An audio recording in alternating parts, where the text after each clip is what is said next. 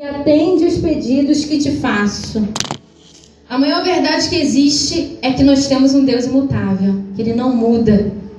Ele é o mesmo de ontem, de hoje e sempre. E a gente não pode parar de crer nisso. Assim como Ana orou dentro da sua dificuldade, assim como Moisés orou, nós temos que crer que na nossa adversidade hoje, nós vamos conseguir, porque nós temos o mesmo Deus. E a segunda maior verdade é que a oração pode muito em seus efeitos. Ela é a ponte para o coração de Deus. É a ponte para o céu. É a união entre você e Deus. E a oração é o momento certo de pedir. Momento de pedir perdão, momento de fé. E lá em Mateus 7:7, aí vocês podem abrir junto comigo, por favor. Mateus, capítulo 7.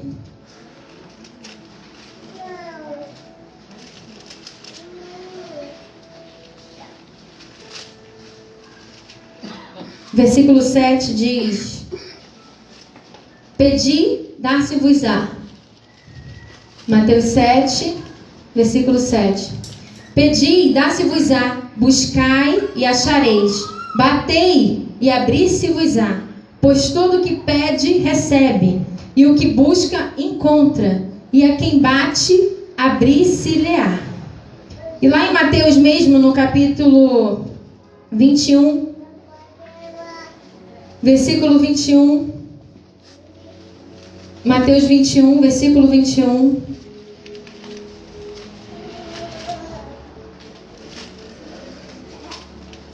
Diz: Eu lhes asseguro que se vocês tiverem fé e não duvidarem, poderão fazer não somente o que foi feito à figueira, mas também dizer a este monte: levanta-se e atire-se no mar, e assim será feito. E tudo o que pedirem em oração, se crerem, vocês receberão. Aleluia. Aleluia. Não precisa abrir junto comigo. Eu vou ler também Marcos, não precisa abrir não. Marcos capítulo 11, versículo 24 e 26, que diz: Portanto, eu lhes digo, tudo que vocês pedirem em oração, creiam que já o receberam, e assim lhes sucederá. E quando estiverem orando, se tiverem alguma coisa contra alguém, perdoem-no, que o Pai Celestial lhe perdoe os seus pecados. Então a gente começa a entender que há uma necessidade de ter essa oração, essa vida de oração. No entanto, existem alguns momentos na nossa vida que é como se nós fôssemos... A gente começa a se desanimar de fazer essa oração. A nossa oração começa a se tornar muito superficial. Aquela oração que você agradece rapidamente na hora do almoço. Aquela oração que você agradece rapidamente pelo dia antes de você dormir. Aquela oração que você está andando pela rua e você começa a falar com Deus. Mas o seu dia a dia não te deixa você separar nenhum tempo para Deus. Porque realmente existe uma necessidade. E Deus quer isso, porque nós também queremos isso. A gente gosta de ter alguém que nos ouça. Alguém que converse com a gente, que a gente possa passar as nossas opiniões. Alguém que concorde com as nossas opiniões. Alguém que a gente possa conversar nos momentos difíceis. A gente sente essa necessidade. Então, mas por que a gente não consegue separar um momento para Deus? E quando o Senhor começou a falar comigo com relação à oração, eu me determinei que eu ia começar a trazer esse hábito de volta para a minha vida. E ontem no meu quarto, eu fiz aquilo que eu já não fazia há muito tempo. Coloquei um louvor e comecei a adorar o Senhor. Eu comecei a orar, mas eu orei por tanta gente. Todo mundo da igreja estava incluso nessa oração, hein? Todo mundo. Todo mundo.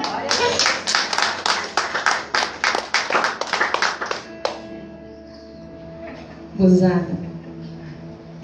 E eu comecei a orar também pelo nosso governo. Inclusive eu até postei algo exatamente a mesma passagem que a pastora tinha falado, que é Jeremias 20, Provérbios 29. E o Senhor, eu comecei a colocar nas mãos do Senhor: Senhor, eu preciso de Ti. Nosso país realmente precisa de Ti. E às vezes a gente só olha também para Como se Deus não soubesse daquilo que nós precisamos. E eu comecei a falar para Deus: Deus, nós estamos em crise, mas a maior crise que existe é quando nós estamos afastados de Ti. A maior crise que existe para o nosso país, se você for olhar bem, é como os caminhos estão ficando cada vez mais tortos, mais longe da presença de Deus. Essa é a maior crise. Quanto mais longe do Pai, mais distante o filho fica do Pai, tudo começa a ir em ruínas. E agora eu quero que vocês abram junto comigo lá em Jeremias 29.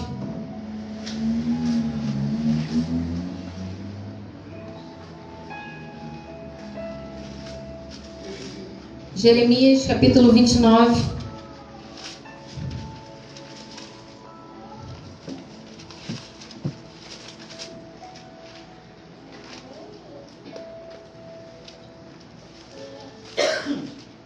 Amém. Este é o conteúdo da carta que o profeta Jeremias enviou de Jerusalém aos líderes que ainda restavam entre os exilados, aos sacerdotes, aos profetas e a todo o povo que Nabucodonosor deportara de Jerusalém para a Babilônia. Isso aconteceu depois que o rei Joaquim e a rainha mãe, os oficiais do palácio real, os líderes de Judá e Jerusalém, os artesãos e os artífices foram deportados de Jerusalém para a Babilônia. Ele enviou a carta por intermédio de Eleasa, filho de Safã, e Germarias, filho de Euquias, os quais Edequias, rei de Judá, mandou a Nabucodonosor, rei da Babilônia. E a carta dizia o seguinte, versículo 4: Assim diz o Senhor dos Exércitos: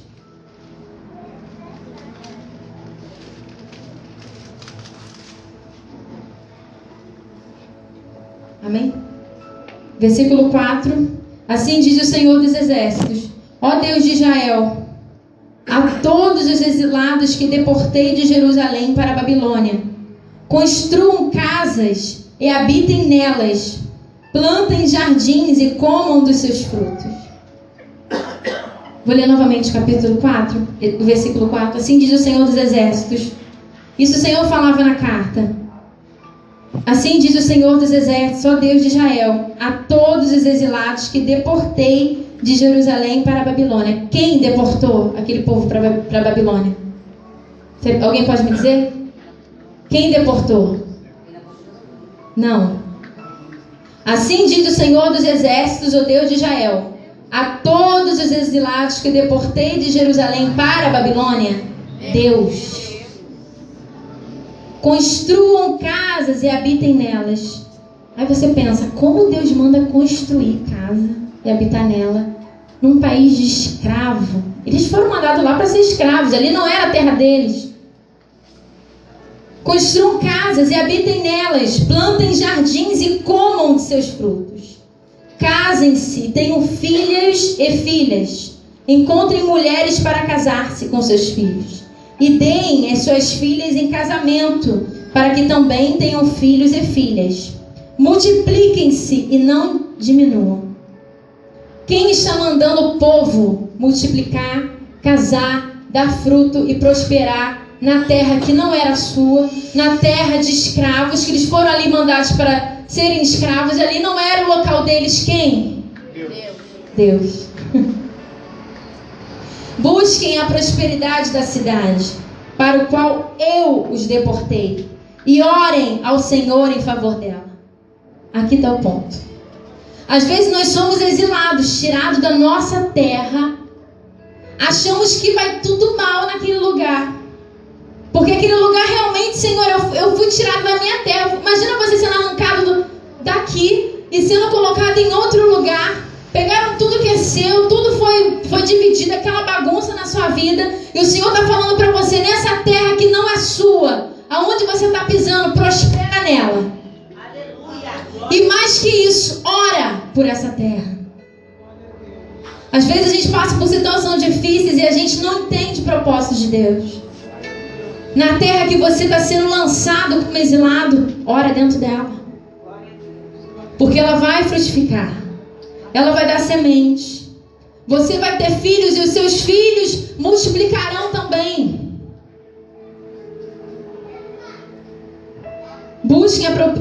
prosperidade da cidade. A gente sabe que Babilônia, olha, Babilônia tem prosperidade para você. Babilônia tem prosperidade para mim, porque foi Deus que nos colocou lá. Foi Deus que colocou esse povo lá. Eu os deportei e orem em favor dela, porque a prosperidade de vocês depende da prosperidade dela.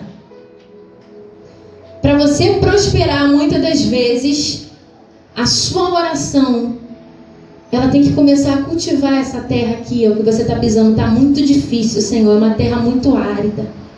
Senhor, essa terra está muito seca, já faz anos que eu não vejo chuva. Mas a sua prosperidade está dependendo de você começar a lançar chuvas de oração sobre aquela terra. Está precisando que você comece a ver aquilo que você não está vendo hoje, porque é circunstancial. Aleluia. Porque assim diz o Senhor dos Exércitos, Deus de Israel: não deixem que os profetas e adivinhos que há no meio de vocês os enganem. Não deem atenção aos sonhos que vocês os encorajam a terem. Eles estão profetizando mentiras em meu nome. E eu os não enviei, declara o Senhor. Assim diz o Senhor: quando se completarem os 70 anos da Babilônia, eu cumprirei a minha promessa em favor de vocês, de trazê-los de volta para este lugar. Aí eu fico tentando entender, Deus, como é que pode? O Senhor vai me colocar na Babilônia, eu vou orar por aquela terra vai prosperar, eu vou construir uma família naquele lugar. Mas eu não posso esquecer que o meu lugar também não é ali. Você não pode esquecer que a sua terra não é a Babilônia. Muitas das vezes nós somos exilados para um lugar, nós vamos de um canto para o outro, só com um único propósito: foi Deus que mandou. E Deus não te mandou para você não fazer nada naquele lugar. Deus não te mandou para você ser infrutífero. Deus não te mandou para você ser um à toa ali, para você continuar no banco sem fazer nada. Deus te mandou para você orar por aquela terra seca, que não tem ninguém. Você vai ser o agricultor daquele lugar, você vai cultivar aquele lugar. Mas existe uma terra, e essa é sua, que é Jerusalém, que o Senhor vai te trazer, vai te levar de volta. Pois eu, o Senhor, sou quem conheço os planos que tenho para vocês, diz o Senhor. Planos de fazê-los prosperar e não de lhes causar dano. Planos de dar-lhes esperança a um futuro. Então vocês clamarão a mim, virão orar a mim, e eu os ouvirei. Vocês me procurarão e me acharão quando me procurarem de todo o coração. Você começa a imaginar que os planos, na verdade, de Deus não era aquele. Senhor, eu não estou no lugar certo. Senhor, eu fui tirada da minha terra, eu fui arrancada do meu lugar. Senhor, eu não estou no lugar certo. Aqui não é o meu lugar. Você se começa a se indispor de fazer a obra de Deus. Você começa a não querer fazer com que aquela terra prospere. Você começa a recusar orar para aquele lugar. Você começa a desejar ser infrutífero naquele lugar. Porque a sua cabeça só está em Jerusalém. Sua cabeça só está que você tem que voltar para lá. A sua cabeça só está que você foi prejudicado, você está sendo arruinado e você não quer fazer nada, você só pensa em sair dali. Você não pensa que se você está passando por o que você está passando é porque Deus tem um propósito maior. E que, como o Senhor fala, os planos do nosso Deus não é o seu plano. Os planos de Deus não são os meus planos. Ontem eu estava conversando com o Rafael e eu falei para ele: eu só quero uma coisa da minha vida. Eu quero adorar o Senhor, fazer a sua obra, falar a sua palavra. E eu quero que você pregue, eu quero que você seja um homem usado por Deus, que você fale dessa palavra por muitos lugares. Porque é para isso que nós estamos aqui. A gente não pode esquecer que a gente é uma ponte do céu nesse lugar. A gente não está aqui perambulando pela terra toda. boa. Enquanto nós não colocarmos isso na nossa cabeça, a gente vive a nossa vida muito de qualquer forma. Nós somos estrangeiros aqui. Só que os meus planos não são os planos de Deus. Eu não conheço aquilo que Deus quer. E é isso que o Senhor fala. Eu conheço os planos que eu tenho para você. Para de insistir em querer sair da Babilônia. Para de insistir em querer parar de orar. Querer parar de cultivar a terra onde eu te coloquei. Porque eu conheço os planos que eu tenho para você. E esses planos é de prosperidade. Então você está autorizado a prosperar nessa terra que não é sua. Os planos que eu tenho para você não é de causar danos. É planos de esperança, de um futuro que você não conhece. Então vocês clamarão a mim, virão orar a mim. Aí eu começo a pensar que esse povo, na verdade, não estava clamando da forma que deveria.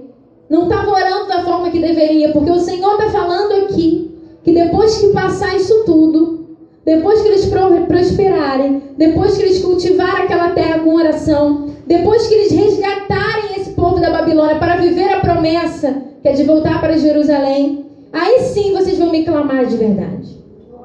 Aí sim vocês virão a mim, orarão e eu os ouvirei.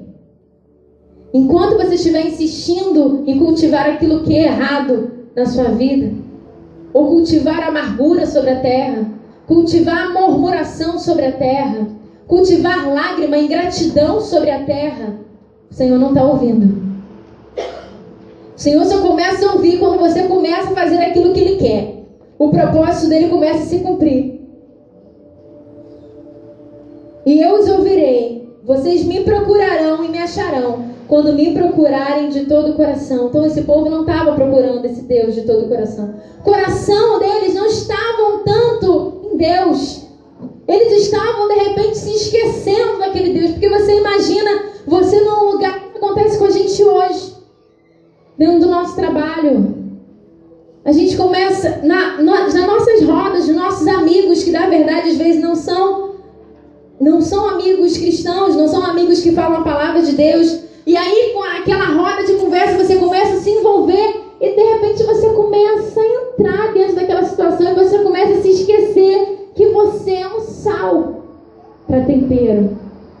Que é você que tempera os seus, não é aqueles que vão te temperar.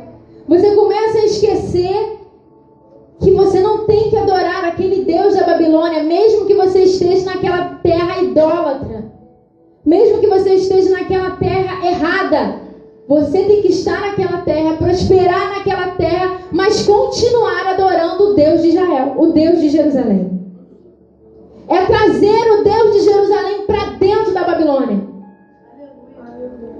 Porque se não há um bom cultivo na Babilônia, só vai começar a ver depois que você começar a prosperar nela, depois que você começar a pisar. Porque onde a planta dos seus pés pisarem, ali prosperará. Você tem que pisar na Babilônia. Você, quando entrar na sua Babilônia, de repente é dentro da sua casa. Você está tentando orar, Senhor. Eu estou orando sobre essa terra, mas ela está muito seca. Parece que tudo que eu falo não entra.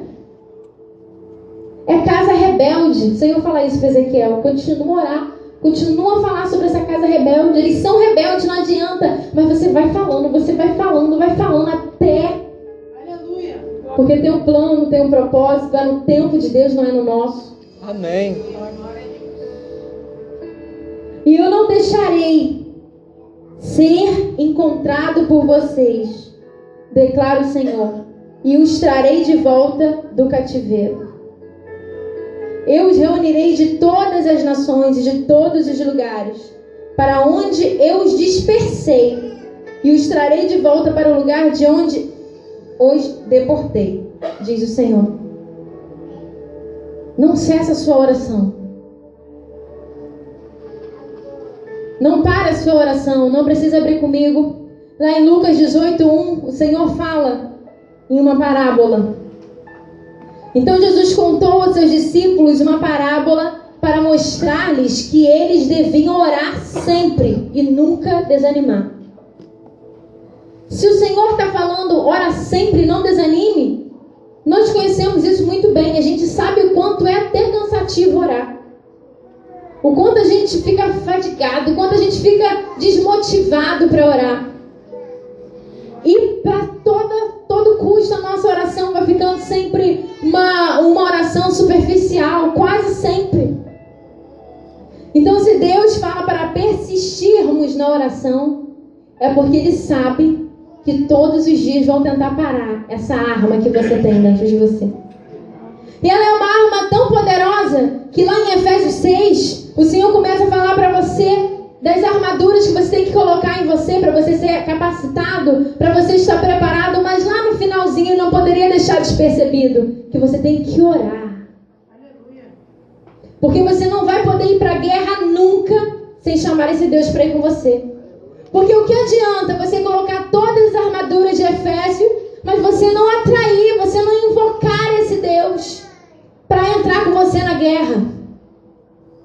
A oração é tão necessária, ela é tão viva, ela precisa ser tão impulsionada, ser tão instalada na nossa vida, não sei se seria essa a palavra, que a todo tempo Deus fala para você, não pare de orar, persista, porque ela é muito desanimadora. Jesus já sabia o quanto seria cansativo para nós. Não precisa abrir. Tiago 1, versículo 5, 6. Se algum de vocês tem falta de sabedoria, peça a Deus. Ore.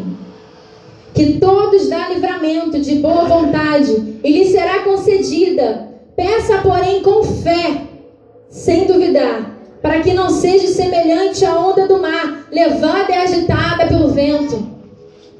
Olha o quanto a oração é necessária numa vida cristã. E a gente vive... vou orar lá na igreja. Vou ler a palavra lá na igreja. O poder da oração é o poder de Deus.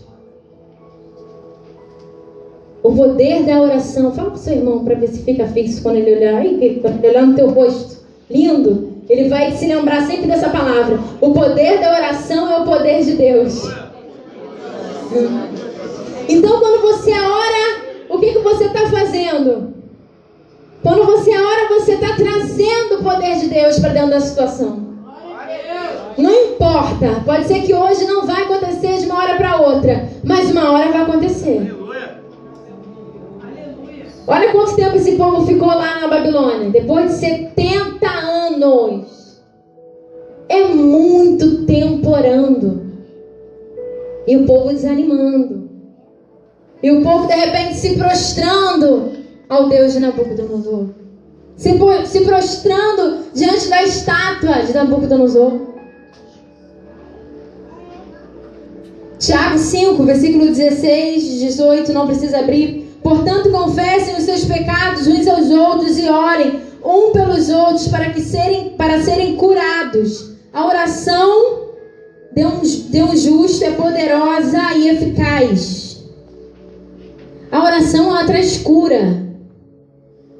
Elias era humano como nós. Ele orou fervorosamente para que não chovesse. E não choveu sobre a terra por 3 anos e meio. Depois de 3 anos e meio, Elias orou outra vez, e os céus enviaram chuva, e a terra produziu os seus frutos. Não importa o tempo que você está orando, se é 3, se é 4, de repente você vai orar até mais que Elias. Mas uma hora, quando você orar novamente, o Senhor vai lançar chuva, e a terra vai começar a dar os seus frutos. E aí você vai começar a colher. Só que essa colheita vai ser uma colheita mais prazerosa. Porque quanto mais luta a gente passa, você já repara, quanto mais forte a gente fica, mais bonita a gente fica depois da luta.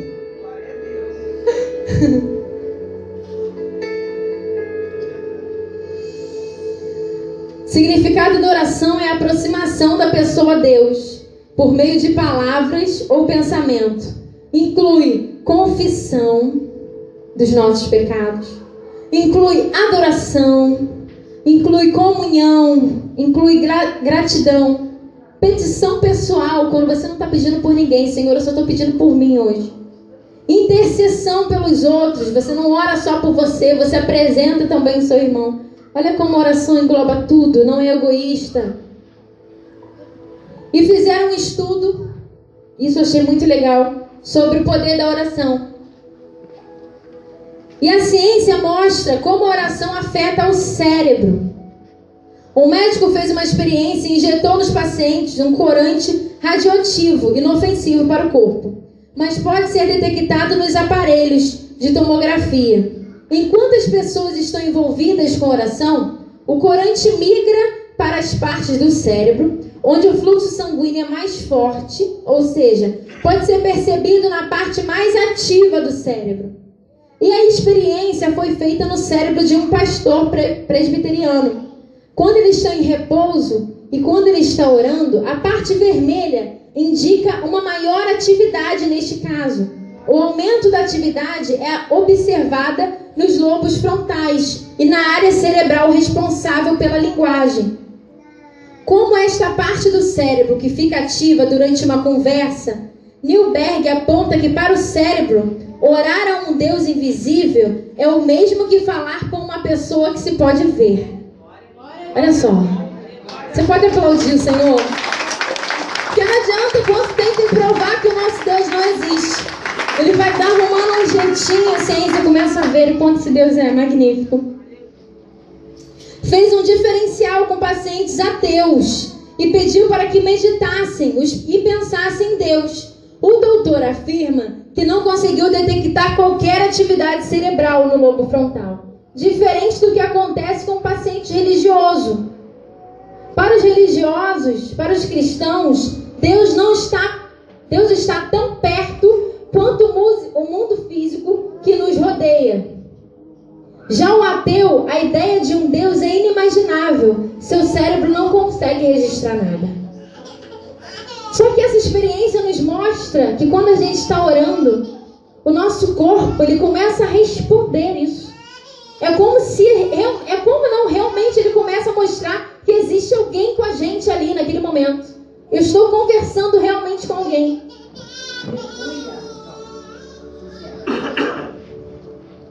A oração vai muito além de uma simples conversa, de levantarmos as mãos, de gritarmos. A oração é muito mais do que podemos imaginar até começarmos a viver essa experiência. A oração é um elo com o meu espírito e Deus. É a atração do coração de Deus para mim. E nós temos que começar a perceber qual é a estratégia do inimigo e não nos deixar ter essa experiência. De não permitir que o nosso corpo sinta isso, corresponda a isso, se comunique com Deus. O nosso espírito começa a se comunicar com Deus. Nós precisamos começar a colocar hábitos em nós. Daniel tinha um hábito de orar 3 vezes ao dia. Eu não sei como que é o seu dia a dia. De repente seu dia a dia é muito corrido, você não tem como fazer isso. Mas em algum momento que você for no banheiro, no seu trabalho, em algum momento você precisa colocar o seu corpo para falar, o seu espírito para falar com Deus. Você precisa começar a apresentar a Deus a sua vida. Fazer com que isso venha a ser um costume, um hábito. Nós temos um hábito na nossa vida. Eu vou tomar café. Quem não toma café, eu vou almoçar. Eu vou lanchar. Eu vou jantar. Eu vou chegar em casa. Eu vou ver meu esposo. Eu vou ver minha mãe. Eu vou ver meu pai. Vou cuidar dos meus filhos. Ou então, eu não sei se algum de vocês é como eu, mas fico na cama pensando, o que eu vou fazer amanhã? Amanhã eu vou fazer isso, vou fazer aquilo. Crie um hábito para você orar. Crie um hábito para você ler a palavra. Você precisa começar a usar esse poder de Deus através da sua oração. Como eu disse, o poder da oração é o poder de Deus. Não desmorone, não se desmotive no início da oração. Enquanto você estiver orando e você achar, Deus, mas não está acontecendo nada. Mas eu já oro há tanto tempo e não está acontecendo nada. De repente, por isso, aquele povo que foi exilado começou a não ter mais o coração em Deus. Começou a não orar como te ouvir. Porque aí vocês vão me orar, vocês vão clamar a mim de todo o coração. Eles já estavam muito tempo na Babilônia. Senhor, já estou há tanto tempo aqui, eu já estou desmotivado. Já não consigo mais orar como antes, da mesma forma. Já não tenho mais ânimo. E não importa, com ânimo ou sem ânimo, você tem que orar. Você tem que falar com Deus. Você tem que buscar essa intimidade. Porque com ânimo ou sem ânimo, a diaconisa Carol tem que cuidar das filhas dela. E às vezes é muito cansativo, né? Com ânimo ou sem ânimo, as mulheres têm que limpar sua casa. Os homens precisam ir trabalhar, querendo ou não. Nosso dia a dia precisa, para o homem a gente precisa fazer aquilo que precisa fazer. Eu preciso trabalhar porque eu tenho minha obrigação, senão eu não vou receber. Porque o meu patrão está precisando de mim, está precisando que eu vá lá naquele lugar. Para Deus não pode ser diferente. Para Deus tem que ser melhor. Porque todo o seu dia só iniciou porque Deus permitiu que você acordasse. Deus decidiu que você iria continuar.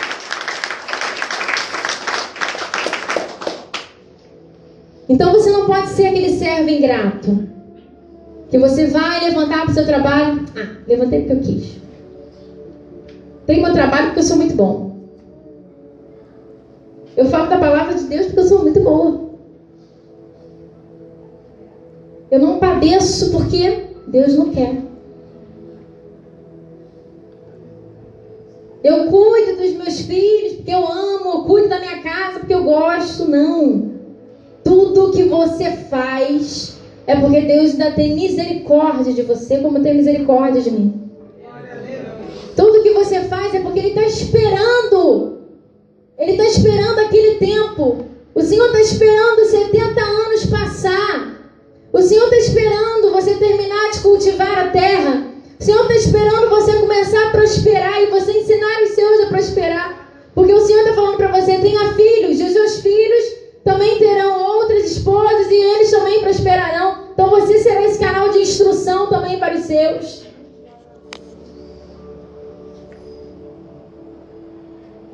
Então o Senhor está esperando terminar esse tempo da promessa. Tem um tempo determinado.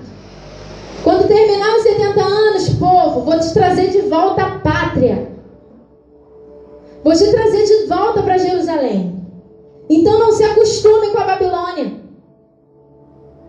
Não adquira para você os hábitos da Babilônia, porque o pior erro que tem é quando a Babilônia entra em nós, porque acredite, o pecado entra mais feroz do que a palavra de Deus. A Babilônia entra com mais força.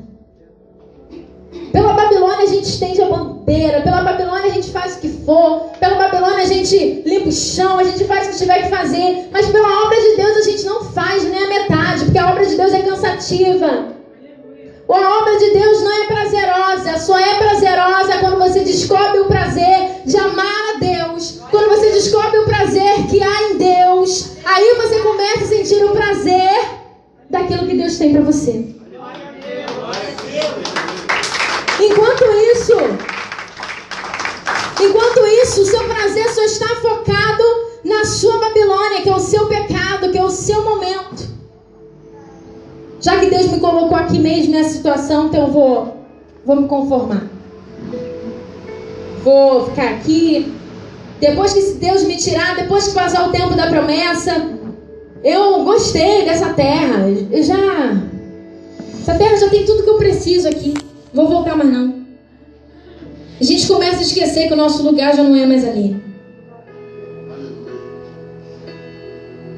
A gente tem que esquecer que o nosso lugar não é aqui.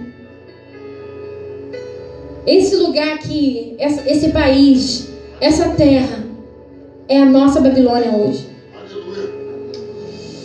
A gente tem que fazer o nosso bom trabalho. Arregaçar a manga. Porque a gente não tem tempo, muito tempo. Então o que a gente tem que fazer, Deus? O que eu tenho que fazer? Eu tenho que prosperar. Eu tenho que cultivar a terra, mesmo que ela não me dê resultado hoje. Eu tenho que gerar os meus filhos na Babilônia. Os meus filhos gerarão os seus. E eles não podem esquecer nunca, porque é sua responsabilidade colocar na cabeça dele que eles terão os seus, e eles precisarão continuar entendendo que a terra deles não é na Babilônia. Porque o que mais acontece é pais que se perdem pelo meio do caminho, esquecem que precisam voltar para Jerusalém, ensinam os seus filhos como se a terra deles fosse realmente ali na Babilônia, e eles crescem, têm os seus, e Jerusalém morreu.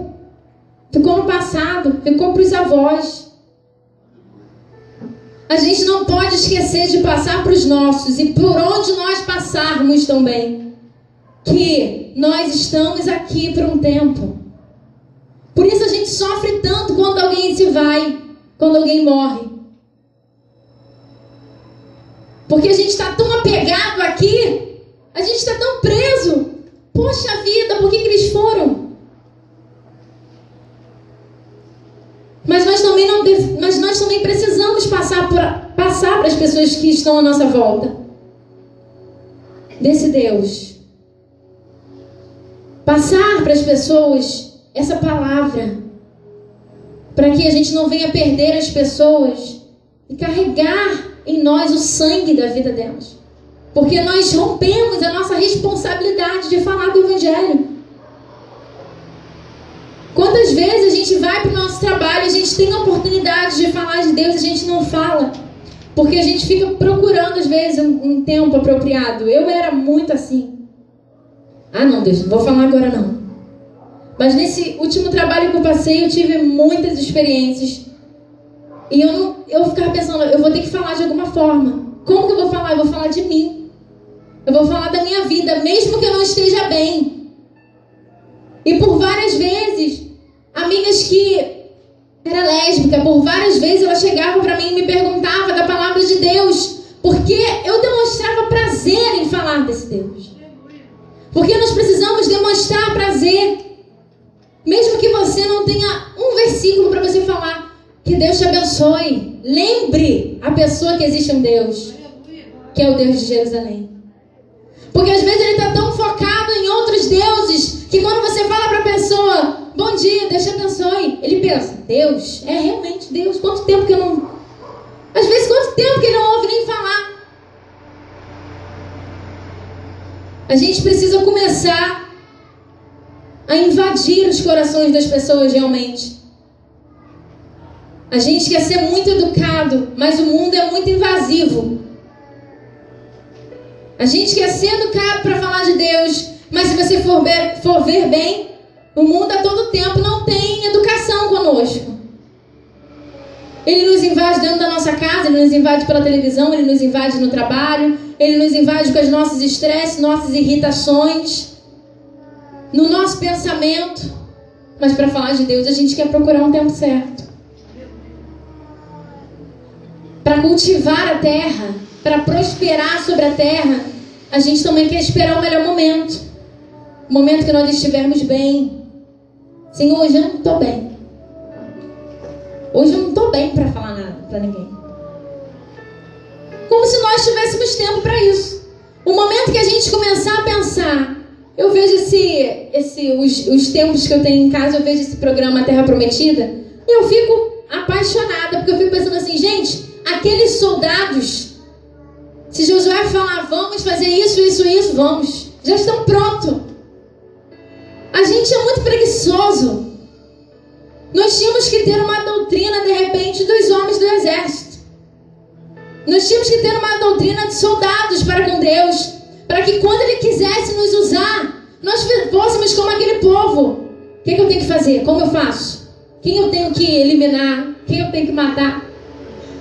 Que cidade que eu tenho que invadir, acabar com tudo, destruir famílias? Estou querendo dizer que tudo que o Senhor você mandar você fazer, seja aquilo bom para você ou não. Eu acredito que aqueles homens, ao invadir aquelas casas, quando o Senhor falava para eles, mate todos, devia de doer neles. Porque eles tinham que matar todos, e eram todos mesmo. Porque o mal tem que ser cortado pela raiz. Imagina eu deixar uma semente vingativa prosperar. crescer ali no nosso meio. É igualzinho o filho sem instrução de Deus. Ele vai crescer uma semente infrutífera, ele vai crescer um contaminador. E a gente vive com contaminadores a todo tempo. A gente vive com contaminadores dentro da igreja. A gente vive com contaminadores dentro do nosso trabalho. O mais triste é pessoas contaminadoras dentro da igreja. É briga contra o próprio povo. É discórdia dentro do seu próprio povo. Aqueles homens, em uma dessas cenas, eles começavam a brigar e um dos soldados falou para ele: nós não podemos brigar porque nós somos hebreus, a nossa luta não é contra nós, a nossa luta é contra os cananeus. Nós somos o povo separado por Deus aqui nessa terra. A nossa luta não é contra nós mesmos. A nossa luta é contra os cananeus, é contra os principados, é contra as potestades. E esses principados e essas potestades só são destruídas, só caem por terra com oração, com jejum, com vida com Deus, com intimidade, com fé. Porque se vocês perceberem nesses textos que eu li, ele falou: ore, se vocês crerem, receberão. Precisa crer, precisa ter fé que aquilo vai acontecer mesmo que os seus olhos não veem. Já que a oração é uma ação, você tem que começar a agir. Glória a Deus. Queria que vocês ficassem de pé.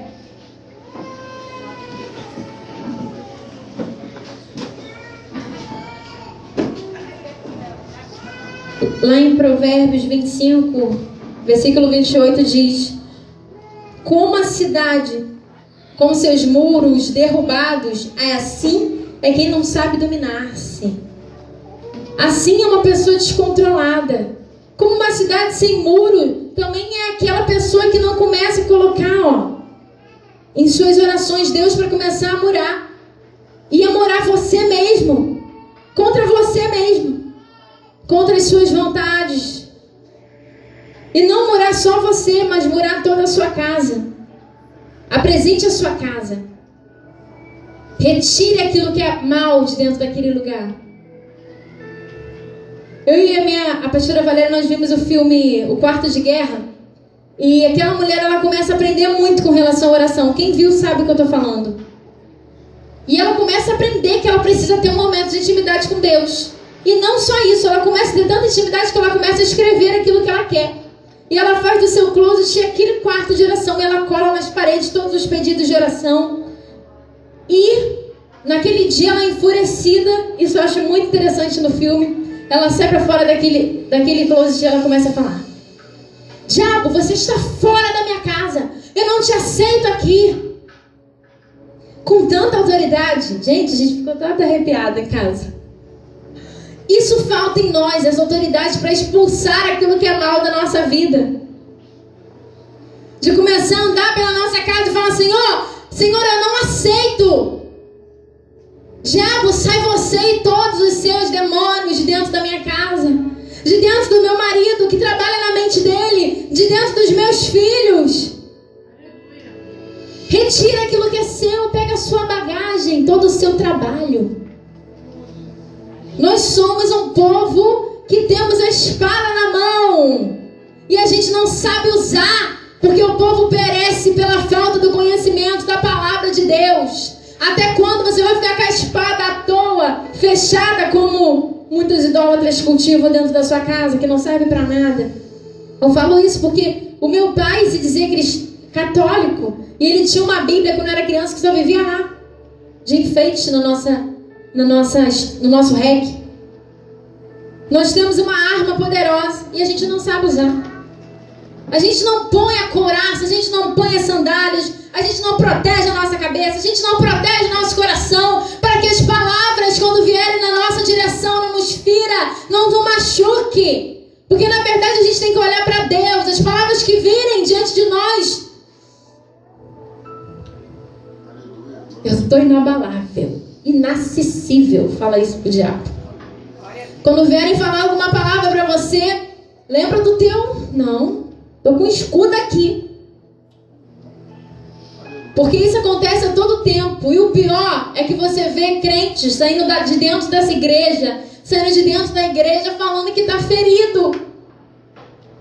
Por culpa minha, que não tive discernimento, sabedoria e falei uma palavra errada, que não controlei a minha língua, que é meu maior veneno.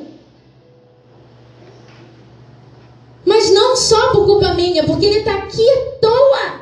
Porque ele está aqui e não sabe usar a Bíblia. Ele está aqui e não sabe usar a arma que ele tem. Ele está aqui, mas não está com escudo. Ele está aqui, mas está olhando para mim, que sou falha tanto quanto ele. Que hoje eu firo, mas amanhã ele me fere. E se eu também não estiver preparada, vou querer sair. Vou querer abandonar o barco. Qual é aquela passagem que Paulo fala que ele era menino? Já está tempo da gente crescer. O evangelho de Cristo é um evangelho muito maduro, muito duro, muito difícil para ser vivido. E a gente fala. E na verdade, a gente sabe que a palavra entra. O problema é viver e colocar em prática. Porque não é difícil só para quem está embaixo, é difícil também para quem está aqui em cima. Só que a diferença de quem está aqui em cima é que você fica no estreito de você abandonar tudo. E existe ainda aqueles que pensam, que abandonam mesmo. Quantos a gente vê por aí que está em alguma posição de destaque, que é pastor, ou seja lá o que for, que por algum motivo abandonou?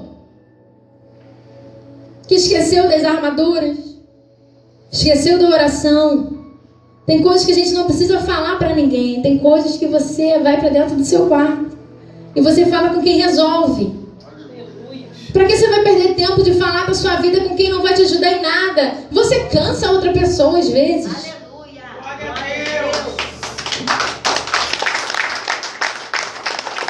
Agora o nosso Deus, Ele é um Deus tão maravilhoso que Ele não fica cansado. Ele não tem as nossas falhas, as nossas limitações. Na verdade, Ele te espera dentro do seu quarto hoje. Quando você chegar na sua casa, entra dentro do seu quarto, porque Ele já vai estar lá te esperando. Entra dentro da sua casa, já atraindo a presença do Senhor. Quando a presença entra, o mal tem que sair. Entra dentro do seu trabalho, levando esse Deus. Seja em qualquer área dele. Seja dentro do banheiro, seja onde for, entra levando Deus. Quando você retornar à sua casa, lembra de orar e atrair esse Deus de volta em agradecimento, porque você terminou o seu dia bem. Porque não houve nada com você, e se houve, bendito seja o nome do Senhor, porque também teve um propósito que nós não sabemos, mas só Ele sabe. A gente tem que viver os nossos dias assim, para eles não serem tão árduos para nós, tão cansativos. Viva um dia de cada vez. Para de se preocupar com a sua preocupação de amanhã. O seu trabalho hoje é vencer a guerra de hoje. O seu trabalho hoje é sair vitoriosa hoje. Então, Senhor, hoje de manhã, faça essa oração de manhã. Senhor, coloca sobre mim o seu escudo. Coloca sobre mim toda a sua armadura. E não esqueça que a oração é essencial. Não se esqueça que sua armadura não basta sem a atração do Deus para ir com você.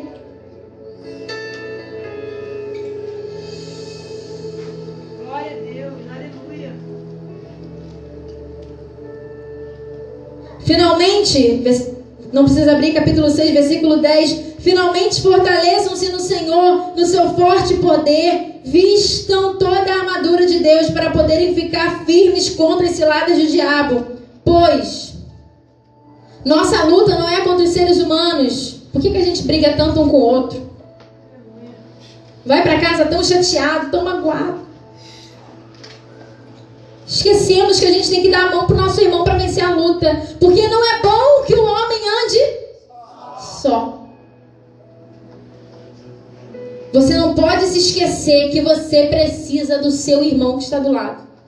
Porque hoje você está fraco, ele está forte para te ajudar a levantar. Amanhã é ele que vai estar na mesma posição e a sua obrigação está forte para ajudá-lo também. Não fica só querendo ser ajudado, mas contra os poderes e autoridades, contra os dominadores deste mundo de trevas, contra as forças espirituais do mal nas regiões celestiais. Por isso, vistam-se com toda a armadura de Deus para que possam resistir no dia mal e permanecer inabaláveis depois de terem feito tudo. Esse feito tudo é durante o seu dia todo.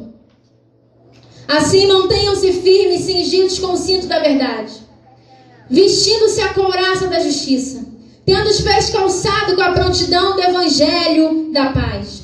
Além disso, usem o escudo da fé, com o qual vocês poderão apagar todas as setas inflamadas do maligno. Que essas palavras duras que vêm contra nós de vez em quando, que a gente vai para nossa casa pensando em desistir do evangelho, como se o evangelho dependesse de nós para continuar. Use o capacete da salvação e a espada do Espírito, que é a palavra de Deus. Versículo 18. Orem no Espírito em todas as ocasiões.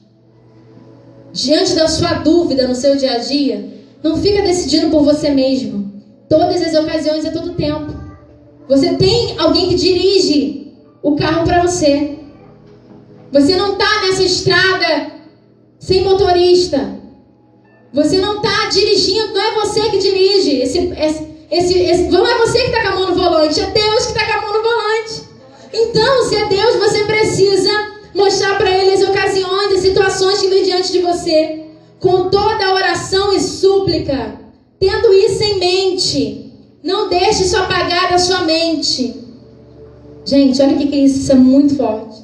Estejam atentos e perseverem na oração. Olha ele falando de novo. Persevera, porque você vai querer parar. Persevera, porque a maior estratégia desse principado, dessa potestade, e muitas das vezes nós que somos seus irmãos, que erramos também, te incentivamos a parar também. Muitas das vezes nós, com as nossas falhas, com as nossas limitações, a gente acaba te incentivando, a gente acaba te desanimando. Glória a Deus. Mas, com toda a oração e súplica, em todos os momentos, tenha isso em sua mente. Estejam atentos. Atento para qualquer coisa. Tem gente que anda muito atento na rua. Não pode ver ninguém que passa só. Qualquer coisa se distrai. Ele tá até rindo, porque ele é muito assim. Às vezes eu tô conversando com ele na rua, ele tá olhando os outros. Fique atento com tudo que estiver à sua volta. Persevere na oração por todos os santos. Todos os santos. É ela, é ele, é ele, é ele, é ele, é ele. Todos os santos. O Senhor já está profetizando sobre a sua vida. Você é santo porque você vai voltar para Jerusalém.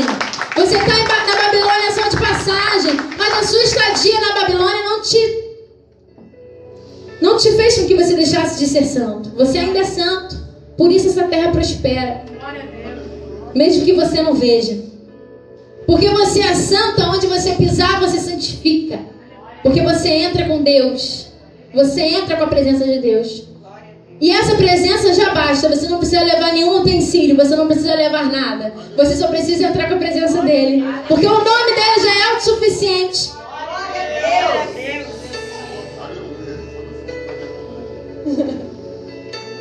Não precisa levar nada. Entra com a presença, que a presença vai fazer tudo aquilo que tem que fazer. Às vezes a gente fica com mais dúvidas na rua. Ai meu Deus, o que eu escolho? O que eu faço? Se lembra, em todas as ocasiões, eu tenho que falar com quem está dirigindo o carro. Ele que vai saber para que direção eu vou. Glória a Deus. Vamos esperar os 70 anos passar, que a gente vai voltar para nossa terra. Aplauda o Senhor. Esse lugar não é nosso. A gente está só de passagem. E a gente tem que se preparar. A gente tem que preparar a terra e preparar os nossos. para viver a promessa, para esperar a promessa. A promessa é a volta para casa. Ore por todos. Ora pelo nosso país. Ora por você, ora pelos seus. Ora por aqueles que você ainda não tem. Faça como eu ainda não tenho meus filhos, mas eu já oro por eles. Porque eu falei, Senhor, meus filhos não vão se desviar da tua presença, que eu vou ser uma mãe chata igual a minha. Glória a Deus. Vai pra igreja, vai. Porque eu não negocio a minha autoridade. Glória a Deus.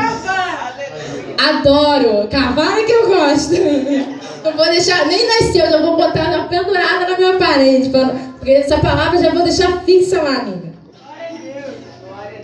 Então eu quero falar isso com vocês nessa noite, que essa palavra foi de muita importância para a minha vida. Quando você levantar de manhã, a primeira coisa que você faça, fala com seu Deus. E peça a Ele essa armadura para você vencer o seu dia. Quando chegar o outro dia, faça a mesma coisa. Terminou o seu dia, o Senhor está te esperando no seu quarto de novo.